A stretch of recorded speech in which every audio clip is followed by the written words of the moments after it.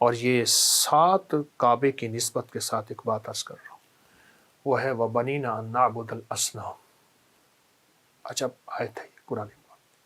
اے میرے مولا، میری نسلوں میں کوئی ایسے لوگ نہ آئیں جو بت پرست بن جائیں، ابراہیم جیسی ہستی، ابراہیم جیسی ہستی۔ میری نسلوں میں ایسے لوگ نہ آئیں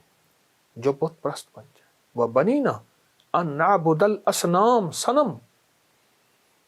ہاں، اس روزے میں اپنی نسلوں کا فکر کر لیں، اور یہ آیت آج میں آپ کو تحفہ دے رہا ہوں۔ جو یہ چاہتا ہے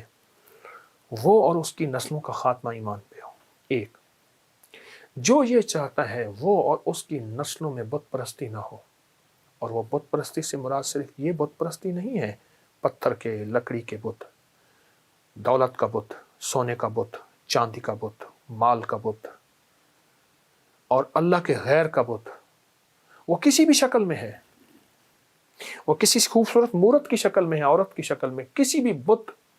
ایسا جو بت اللہ سے ہٹا کے اور دن رات اسی کی پرستش پہ لگا دے، وہ کوئی علت ہے، وہ کوئی شوق ہے، وہ کوئی ایسی عادت ہے، یہ بت ہیں سارے۔ اگر ہم یہ چاہتے ہیں کہ ہماری نسلوں سے بت پرستی ختم ہو جائے اور نہ رہے اور کبھی نہ دیکھے، وَبَنِينَا أَن نَعْبُدَ الْأَصْنَامَ، مولا میری نسلوں میں بت پرستی نہ ہو۔ اور بت پرستی کی وضاحت میں نے کی ہے، ایسا شوق جو میری نسلوں کو کھا جائے، میرے رزق کو کھا جائے، میری عبادت کو کھا جائے، میرے اللہ کے شوق اور محبت کو کھا جائے، ایسی علت یا ایسا شوق، یہ سب بت پرستی ہیں۔ رمضان کے اس 7ویں روزے میں اس آیت کو یاد رکھیں اور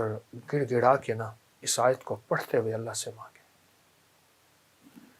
دیکھیے، آج آپ پاکیزہ، نیک، مخلص، عبادت گزار، آپ نے حلال حرام کی ہر طرف نظر رکھی، جائز ناجائز پہ نظر رکھی، آپ کیسے یقین کر سکتے ہیں کہ آپ کی نسلیں بھی ایسی ہوں گی؟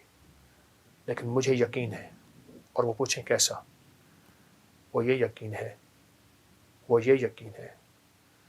کہ دعائیں تعاقب کرتی ہیں نسل در نسل،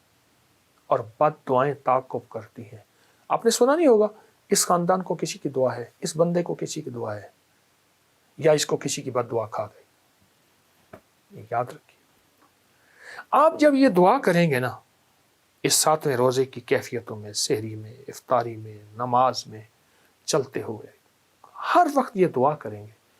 اس وقت یہ دعائیں آپ کی نسلوں میں جائیں گی، اور آپ کی نسلوں میں وَبَنِينَا نَعْبُدَ الْأَصْنَامَ کی کیفیتیں ختم ہو جائیں گی، اور آپ کی نسلیں عبادت گزار ہوں گی، معاشرے کے لیے ٹھنڈک ہوں گی، لوگوں کے لیے راحت ہوں گی، پرامن شہری ہوں گے، ایسے شہری جو ملک اور قوم کی خدمت کرے، جو وطن کے لیے راحت کا ذریعہ بنے، جو وطن کی شہرت کا ذریعہ بنے، جو وطن کی خدمت کا جذبہ رکھیں، اور پتہ نہیں کیا بے شمار صفات ہوں گی اس آیت کی برکت سے۔ 7ویں روزہ، اور 7ویں روزے کے ساتھ آپ نے اس آیت کو جوڑ لیا، چھوٹا سا ٹوٹکا بتایا میں نے آپ کو، اس آیت کو جوڑ لیا، اور اس آیت کو آپ نے اپنی دعاؤں میں مانگنا شروع کر دیا، 1 بار، 3 بار، 7 بار، 5 بار، گڑ گڑا کے اپنے لمحوں میں، اپنی تنہائیوں میں اس سے مانگنا شروع کر دیا۔ اپنی نسلوں کو دعاؤں